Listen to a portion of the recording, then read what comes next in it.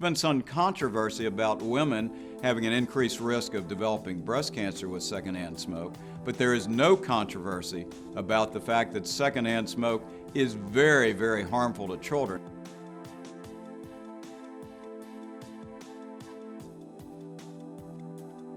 Secondhand smoke has 4,000 chemicals in it, 250 are very harmful to us, and 50 can cause cancer. In fact, when you look at secondhand smoke, there are nearly 600,000 deaths worldwide attributable to secondhand smoke.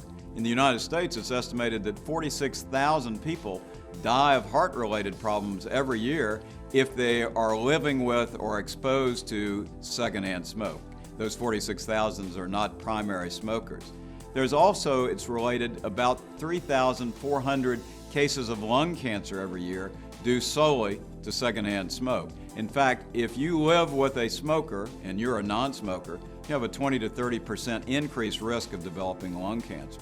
There's been some controversy about women having an increased risk of developing breast cancer with secondhand smoke, but there is no controversy about the fact that secondhand smoke is very, very harmful to children. A child exposed to secondhand smoke has an increased risk of sudden infant death syndrome, much more frequent ear infections. In fact, it's a big cause of middle ear infections, colds, bronchitis, more severe asthmatic attacks. And finally, a pregnant woman who's exposed to a lot of secondhand smoke is more likely to have a low birth weight baby. So unequivocally, secondhand smoke is bad for you. And in communities where they ban a lot of smoking in restaurants and things like that, we see tremendous increase in the health, decrease in heart attacks and strokes, and increase in health of all the citizens.